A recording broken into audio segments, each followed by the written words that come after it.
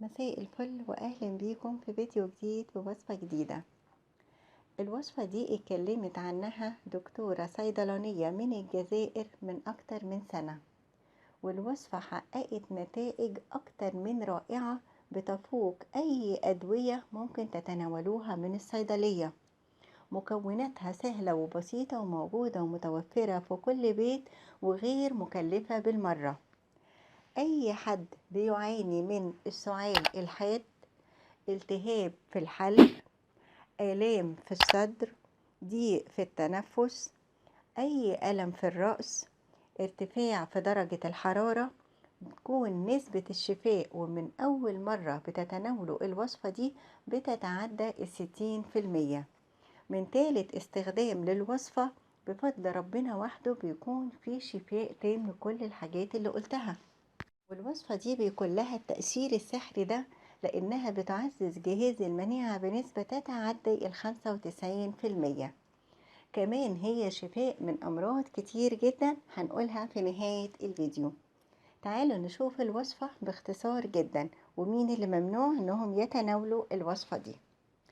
كل اللي احنا بنحتاجه كوب من الماء الدافئ. بنحتاج كمان ليمونة كبيرة أو 2 ليمونة بتكون صغننة أو متوسطة الحجم. يفضل لو الليمون الأخضر هو اللي موجود عندنا إن احنا نستخدمه.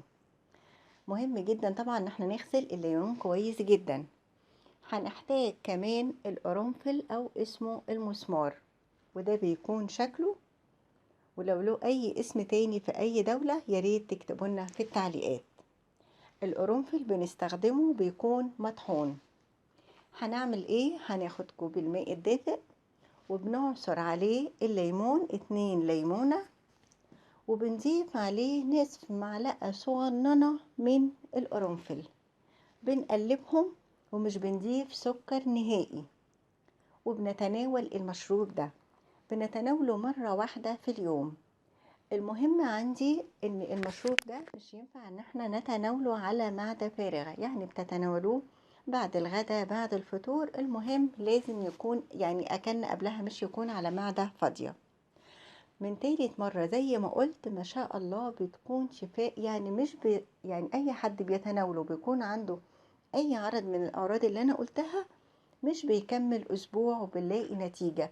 فبمجرد لا قدر الله طبعا بعد الشر عنكم كلكم بنحس بأي عرض من الأعراض دي، فورا المشروب ده بيكون هو الحل النهائي والسحري. مرضى الضغط ممنوع انهم يتناولوا القرنفل. كده الوصفة خلصت. قبل كده انا اتكلمت عن الليمون في اكتر من فيديو، وقلت لكم ان ميزة الليمون طبعا حمضي، لكن لما بنتناوله بيدخل جوه جسمنا بيخلي جسمنا يميل للقلوية اكتر. يمكن الصورة اللي قدامنا دي او الشكل اللي قدامنا موضح ان رقم 7 هو ده البي اتش، بيكون التعادل. لما بيبتدي اللي بيبدأ يعني يروح للحمضية اكتر جسمنا بيكون حمضي، ولما بيزيد بيكون قلوي. الليمون ده بيكون ساحر لان بيخلي جسمنا يميل للقلوية، فبيقوم اي نوع من انواع الالتهابات اللي موجودة في الجسم، اي نوع من الفيروسات. فمجرد تناول الليمون يعني مرتبط طبعا بحمض الستريك، فبيساعد الليمون في تقليل خطر الإصابة بحصوات الكلى. كمان بعد ما بنتناول الليمون مع الماء بساعة بالظبط بيبدأ جسمنا يتحول للقلوية أو يعني الجسم بتميل لقلوية أكتر من الحمضية. وأعراض إن بيكون الجسم حمضي بنلاقي فيه صداع، بيكون فيه تعب، إجهاد، فيه اضطراب ذهني، ممكن يكون فيه ضيق أو بيكون فيه كمان صعوبة في التنفس. ممكن كمان يعمل عدم انتظام لضربات القلب، بيزود كمان في بعض الأحيان معدل ضربات القلب. ولو الجسم بيكون شديد الحمضية بيميل للحموضة بنسبة كبيرة قوي، بيكون فيه مشاكل في الكلى. فتناول الليمون بجميع المقاييس بيكون مفيد جدا. غير كده احتوائه على نسبة كبيرة من فيتامين سي. انا مش عايزة بس اتكلم كتير عن الفوائد علشان طول مدة الفيديو. شرب الليمون بيكون من أقوى الحاجات اللي بتطرد السموم، بينظف الكبد، بيقوي الكبد، بيخلصه من أي سموم بتكون متراكمة فيه. كمان بيقوي الكلى وبيخلي يعني تقوم بعملها بكفاءة عالية جدا. مرضى الكلى دايما الدكاترة بينصحوهم انهم يتناولوا كبسولات بيكربونات الصوديوم، او بينصحوا المريض يعني ان هو يستخدمها او يدخلها في اكله، لان دي من الحاجات اللي فعلا بيكون لها تأثير ايجابي وفعال جدا، انها بتقوي الكلى. الليمون بيعمل ايه؟ بيزود حمض المعدة، وكل ما زاد حمض المعدة بيزيد البيكربونات دي في الدم، فبالتالي الكلى بتقوم بعملها بكفاءة عالية جدا. الليمون والمناعة، أبسط حاجة كلنا عارفين إن أي حد بيجيله دور برد بنقوله اشرب ليمون، لأنه علميا بيقلل من نشاط الغدة الكظرية، فبالتالي بيقل هرمون الكورتيزول. وقبل كده قلت لكم إن هرمون الكورتيزول ده مرتبط بالمناعة، هرمون الكورتيزول يقل المناعة تزيد جدا. غير كده ان الليمون بيكون فيه مواد فعالة جدا، بيكون لها تأثير مضاد للفيروسات والبكتيريا. الناس اللي دايما بيكونوا متوترين جدا، عصبيين قوي، ده بيأثر طبعا صحيا، وأكيد هيأثر بصورة سلبية من الناحية التجميلية. الليمون بيعمل ايه؟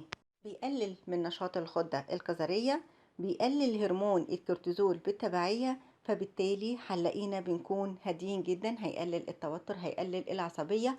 زي ما قلت ان هرمون الكورتيزول ده كل ما بيكون اقل كل ما هتعلي المناعة، هنقلل العصبية، هنقلل التوتر، يعني هنلاقي فوائد كتير جدا للجسم.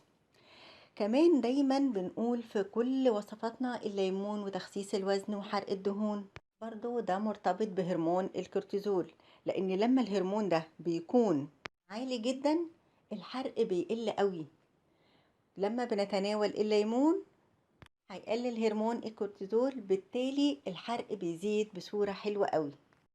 الليمون بيعالج الانيميا بصورة فعالة جدا. ازاي؟ فيتامين سي اللي موجود في الليمون بيساعد كفاءة عالية جدا امتصاص الحديد. علشان كده دايما بنقول ان اي حد يتناول حاجة مثلا فيها نسبة حديد كتير، زي مثلا السبانخ، العسل الاسود، الكبدة، تناوله معاه ليمون علشان تكون الاستفادة اعلى، لان هو بيستخرج كل الحديد اللي جوه الحاجات دي، والجسم بيمتصها بكفاءة عالية. قبل كده طبعا قلت لكم اكيد يعني الانيميا هيكون لها تأثير سلبي جدا على الصحة، على البشرة بتكون بيل قوي، بتكون باهتة يعني. كمان الشعر بيتساقط لو اي حد عنده انيميا، بيكون طبعا سبب من الاسباب. حبايب قلبي، من اقوى الوصفات اللي ممكن انصحكم بيها، صدقوني هتلاقوا نتيجة حلوة جدا.